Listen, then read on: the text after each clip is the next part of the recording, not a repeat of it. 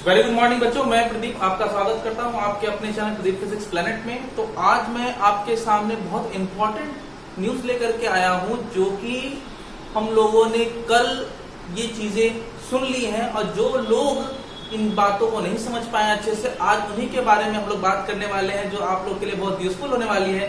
तो बच्चों चलिए शुरू करते हैं कि क्या ऐसे न्यूज है जो हमारे एजुकेशन सिस्टम में काफी हद तक बड़े बदलाव लाने वाले हैं। तो इनको जानेंगे, थोड़ा डिटेल में समझने की कोशिश करते हैं क्या हो रहा है। ओके, तो आज सबसे पहले बच्चों हम लोग बात करने जा रहे हैं HRDM human resource development ministry ने क्या रूल्स जो कि नए बनाए हैं, जो कि पिछले 34 सालों से नहीं बने थे। 34 लॉन्ग ईयर्स बच्चों याद रखिए, 34 लॉन्ग ईयर से ये चीजें चली आ रही हैं। तो 34 सालों के बाद हमारे जो एजुकेशन सिस्टम में है जो बड़े बदलाव आए हैं, जो कि चेंज करके हम लोगों ने नए सिस्टम, नए प्रणाली को अपना लिया है। उस प्रणाली के अंतर्गत बच्चों हम लोगों ने एक नए कॉन्सेप्ट को देखा है। इसमें क्या है कि पहले हम लोग फॉलो किया करते थे 10+2 सिस्टम। तो 10+2 में बच्चों आपको बस केवल 10th बोर्ड और 12th के बोर्ड से मतलब हुआ करता था और किसी से नहीं, और आप बाकी एग्जाम जो है वो स्कूल के पैनल पर दिए जाते थे। लेकिन यहाँ पर बच्चों अब हमारी जो नई सिस्टम होने वाली है पढ़ाई की, वो कुछ 5+3+3+4 सिस्टम पर बेस्ड होगी।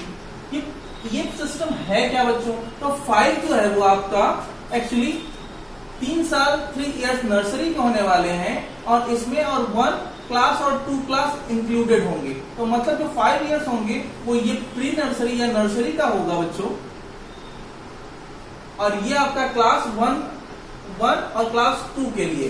तो इस वाली सिस्टम में हम लोग यहाँ पर पढ़ाई को थोड़ा ज्यादा महत्व न दे करके, बल्कि हमारी फिजिकल एक्टिविटीज पर भी पूरा जोर देंगे, और पढ़ाई और फिजिकल एक्टिविटीज को रिकम्बाइन करके एक नए इवोल्यूशन की ओर चलते हैं, जिसमें 5 इयर्स बच्चों की मेंटल ग्रोथ का हिस्सा बनता है। इवन अगर मैं बात करूं नेक्स्ट थर्ड की, तो यहाँ पर बच्चों होता है आपका 3rd, 4th और 5th क्लास। 3rd, 4th और 5th क्लास, इस वाले क्लास के अंतर में हम लोग यहाँ पर 3 साल में बच्चों की मेंटल एबिलिटी चेक करते हैं कि आगे बच्चों को कहाँ लेकर के जाना है। यहाँ पे हम इसको तैयार करने की कोशिश करेंगे। ओके, तो यहाँ पर बच्चों नेक्स्ट 3rd इयर्स में मतलब कि यहाँ पर आपका 6, 7, 8 यहाँ पर बच्चों को हम लोग इंडिविजुअल सब्जेक्ट्स की जानकारी देते हैं, और हर सब्जेक्ट के लिए तैयार किया जाता है कि आगे बच्चों को किस फील्ड में जाना है। और यहाँ पे सब्जेक्ट सिलेक्शन के बारे में बात बच्चों होगी। और यहाँ से हम जब नेक्स्ट 4 में चलते हैं, जहाँ पे class 9, class 10th, class 11th और क्लास 12th ये जो होगा, ये चारों सिस्टम में हम लोग सब्जेक्ट वाइज बच्चों को अच्छे और काफी बेहतर नॉलेज देने की कोशिश करते हैं, जिससे फ्यूचर में अच्छे से अच्छे फील्ड में जा सके। यहाँ पे हम इनका बेस तैयार करेंगे, जिससे बच्चे आगे बड़े फील्ड में रिसर्च कर सके और उस फील्ड में अपना अचीवमेंट ले सके। तो इन सब चीजों में एक चीज नई आने वाली है बच्चों, कि सारे सिस्टम में हमें 3 अलग अलग लैंग्वेज में एग्जाम देने के काबिल बनाया गया। मतलब हम 3 अलग अलग लैंग्वेज दे सकते हैं। पहला तो आपका ऑफकोर्स हिंदी होगा, जिसमें आप एग्जाम दे सकते हैं ऑफकोर्स, और फिर उसके बाद जो भी आप जहां पे रहते हैं वो आपका लोकल लैंग्वेज, इस लैंग्वेज में भी एग्जाम दे सकते हैं। और साथ ही साथ आप इसके अलावा ऑप्शनल में इंग्लिश सब्जेक्ट या एज अ लैंग्वेज में एग्जाम आप दे सकते हैं। मतलब हमारे पास इस बार 3 अलग अलग लैंग्वेज होंगे, जिसमें आप अपने हिसाब से एग्जाम दे सकते हैं। मतलब उदाहरण के तौर पर आप अगर कहीं भी रहते हैं, अगर आप चाहें तो किसी भी स्थानीय लैंग्वेज को इस्तेमाल कर सकते हैं एज अ एग्जाम। ठीक, फॉर एग्जाम्पल अगर मैं बात करूं नेक्स्ट फील्ड की, तो नेक्स्ट फील्ड हमारा ये बता दूं मैं कि हमारे 9 to 12 तक के पूरे क्लास जो है वो सेमेस्टर एग्जाम पर बेस्ड होंगे बच्चों, सेमेस्टर एग्जाम। मतलब यहाँ पर जो एग्जाम होगा वो सेमेस्टर होगा, कि उनके लिए बहुत जरूरी हो जाता है। जो बच्चों जो फाइनल एग्जाम के लिए एक बार तैयारी किया करते थे और एक बार तैयारी करके पूरे साल ना पढ़ करके सीधे एक दिन की तैयारी करके कभी अच्छे मार्क्स ला देते थे, कभी चीजें अच्छी नहीं हो पाती थी। लेकिन यहाँ पर बच्चों आपको फुल टाइम पढ़ना होगा, हर टाइम पूरे साल भर पढ़ना होगा और पूरे साल भर पढ़ के आप एग्जाम देंगे। और इस बार जो एग्जाम होगा वो सेमेस्टर बेसिस पर होगा। इवन केवल इतना ही नहीं, मैं बता दूं यहाँ पे ग्रेडिंग भी होगी। कैसी? यहाँ पे ग्रेडिंग कुछ इस तरीके से होगी कि क्लास में आपको 3 अलग अलग तरीके से ग्रेडिंग पर भी मार्क्स मिलेंगे। और वो ग्रेडिंग कैसे कौन कौन करेंगे? वो ग्रेडिंग कोई और नहीं, आप खुद योरसेल्फ, ठीक। और इसके अलावा आपके जो क्लासमेट्स या फ्रेंड्स, ये लोग भी आपको ग्रेडिंग करेंगे। इवन आपके टीचर्स ये भी आपको मार्किंग करेंगे, जिससे आपके जो रिपोर्ट कार्ड होंगे उसमें और मार्क्स ऐड होने वाले हैं। ये भी आपके बहुत इंपॉर्टेंट आने वाला, मतलब कि आप अपने आसपास के एनवायरमेंट से भी कितना अच्छा अप्रोच दे सकते हैं वो भी सामने आए। नेक्स्ट बच्चों, अगर मैं बात करूं सेमेस्टर सिस्टम के बाद, यहां पर बच्चों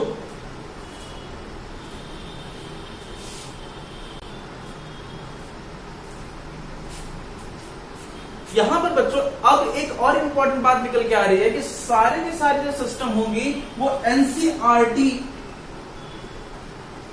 बेस्ड सिस्टम होगा। तो एनसीईआरटी बेस्ड सिस्टम का मतलब कि पूरे की पूरी एजुकेशन सिस्टम आपकी एनसीईआरटी बेस्ड सिस्टम में सिलेबस को ही फॉलो करेगी। इसमें कोई डिफरेंट टर्म्स में चेंज नहीं होने वाला। सभी को एक कॉमन सब्जेक्ट लेकर के आगे बढ़ना है, कॉमन सिलेबस लेकर आगे बढ़ना है, ताकि सब में इक्विवेलेंसी बनी रहे। इस बात का ध्यान रखना है। तो बच्चों यहाँ पर आई होप आपको यहाँ से यहाँ तक पूरी चीजें आपको समझ में आ रही हैं। अब हम लोग एकेडमिक सेशन के बाद चलते हैं ग्रेजुएशन सेशन की ओर, कि बड़े बदलाव यूजीसी के सिलेबस के पैटर्न्स पर क्या होंगे। तो यूजीसी के पैटर्न्स में भी कुछ चेंजेस देखने को मिले हैं। क्या पैटर्न्स हैं? अबाउट यूजीसी के अगर मैं बारे में बात करूं तो यहाँ पर जो एग्जाम हुआ करता था, आपको पता होगा कि आप करते क्या थे, 10+2 के बाद सीधे आप ग्रेजुएशन के लिए जाते थे। तो 10+2 के बाद आप जो एग्जाम नेक्स्ट देने जाते थे, वहां पर आपको ग्रेजुएशन में सब्जेक्ट सिलेक्ट करना होता था, ठीक।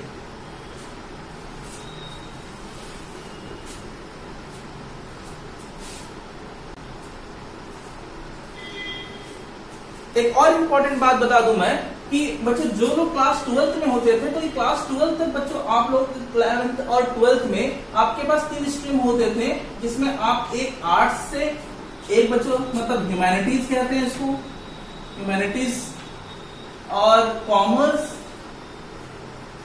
And then very importantly science.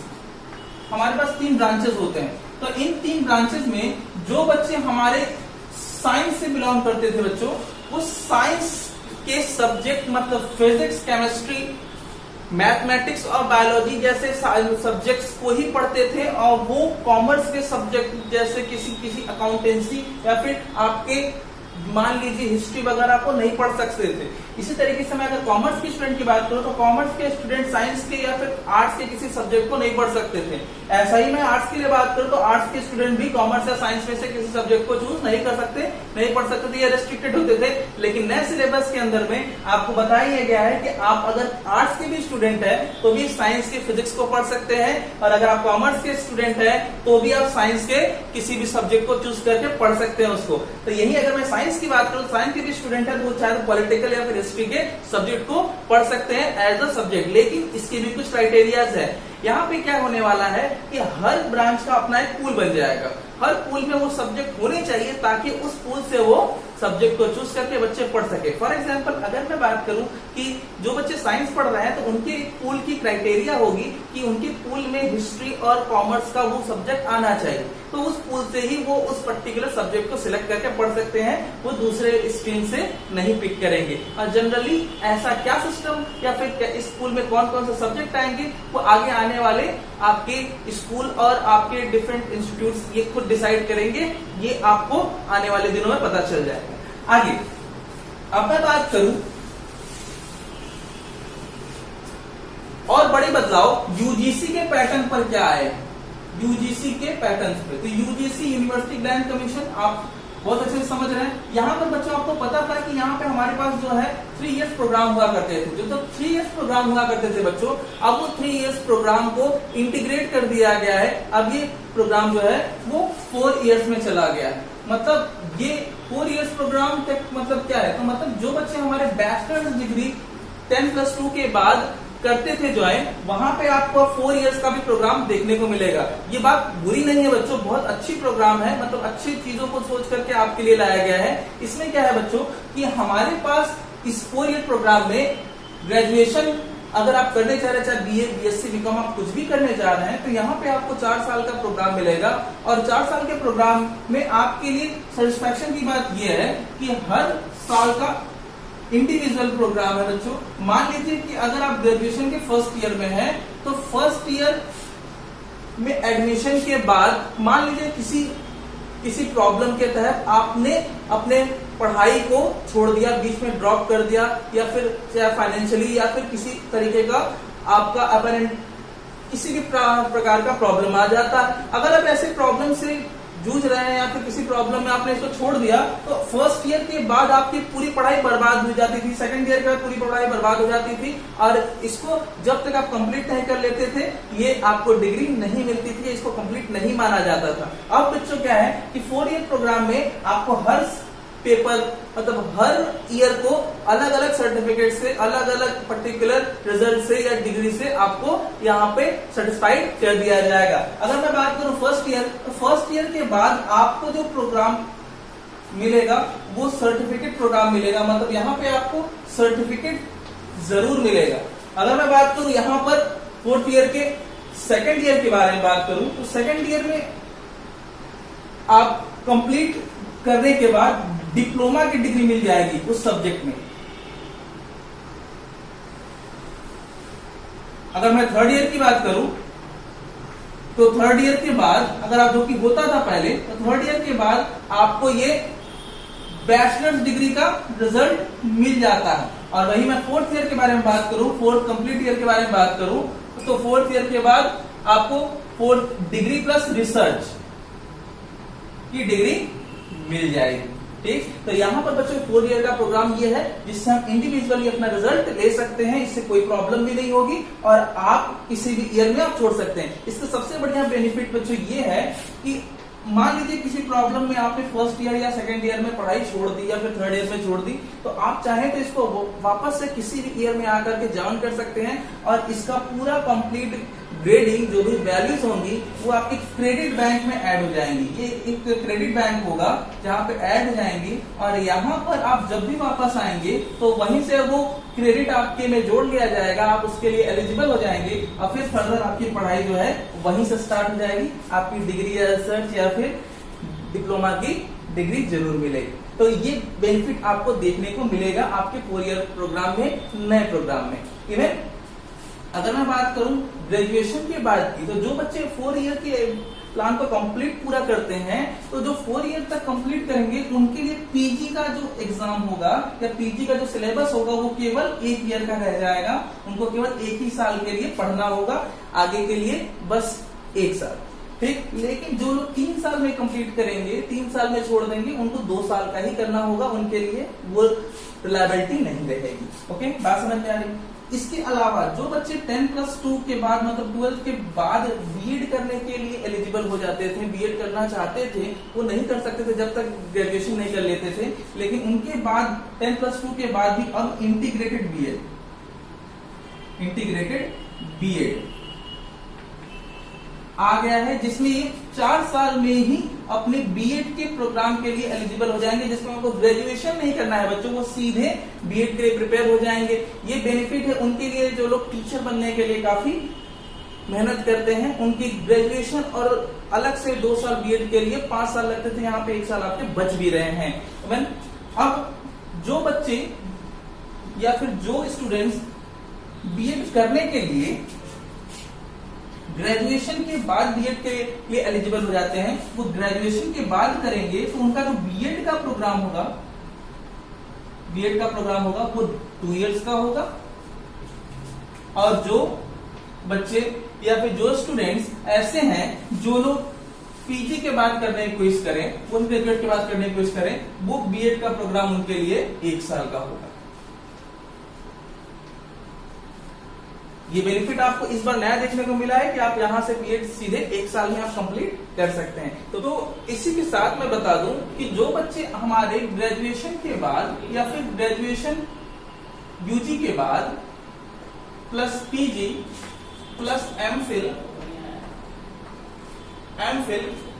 के बाद पीएचडी के लिए जाते थे, उसमें एमफिल को बच्चों हटा दिया गया है। वो डायरेक्ट पीजी के बाद पीएचडी के लिए एलिजिबल हो जाते हैं। यहाँ से एमफिल को पूरी तरीके से हटा दिया गया है। अब एमफिल की कोई रिक्वायरमेंट नहीं है। कुछ ऐसे सब्जेक्ट है जिसमें एमफिल करनी जरूरी हो जाती थी, जिसके बाद ही आप पीएचडी कर सकते थे, तभी आप असिस्टेंट प्रोफेसर के लिए जा सकते थे। लेकिन यहाँ पर एमफिल को पूरी तरीके से हटा दिया गया, आप डायरेक्ट पीजी के बाद पीएचडी कर सकते हैं। तो बच्चे इतने मेजर चेंजेस हैं, और भी धीरे धीरे हम लोग इसको एनालिसिस करके और भी चीजें धीरे धीरे बताते रहेंगे बच्चों। यहाँ पर ये सारी चीजें जो चेंज होकर के निकल के आ रही है, जैसे कि हमारे 4th ईयर में रिसर्च का प्रोग्राम, जो कि हमें चीजों को 1 साल और एडवांस समझने के लिए हेल्प करता है। ये सब चीजें बहुत अच्छी आ गई हैं, और हर सालों में हम लोग अलग अलग तरीके से अपने आप को मेजर कर पाएंगे, और किसी भी साल में अपने रिजल्ट को चाहे तो हम ड्रॉप कर रहे हैं तो कंप्लीट ही पाएंगे। मतलब हमें कभी प्रॉब्लम नहीं होगी, और वापस से चाहे तो जब चाहे स्टार्ट कर सकते हैं। ये चीजें हमें काफी हद तक हेल्प करती हैं। अगर आप बीएड के लिए जा रहे हैं तो डायरेक्ट आप किसी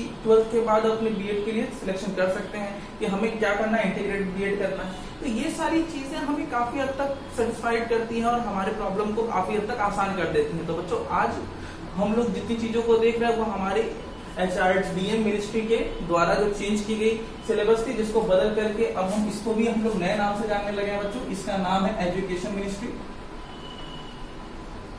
तो इसके तहत हम लोगों ने बहुत सारे चेंजेस देखे। इन सब पर और भी आगे हम लोग बातें करते रहेंगे, जो कि 2021 से लागू हो जाएगी। तो आई होप हमने आपको जो आज जानकारी दी वो आपके लिए काफी नॉलेजफुल रहा होगा, जो कि आपके फ्यूचर को थोड़ा समझने में आपको हेल्प करेगा। तो आज के लिए बस इतना ही, और बने रहिए हमारे साथ आगे अगले आने वाले लेक्चर्स के लिए। और इन्फॉर्मेशन के लिए अगर आपको अच्छा लगे तो लाइक कर दीजिएगा। धन्यवाद।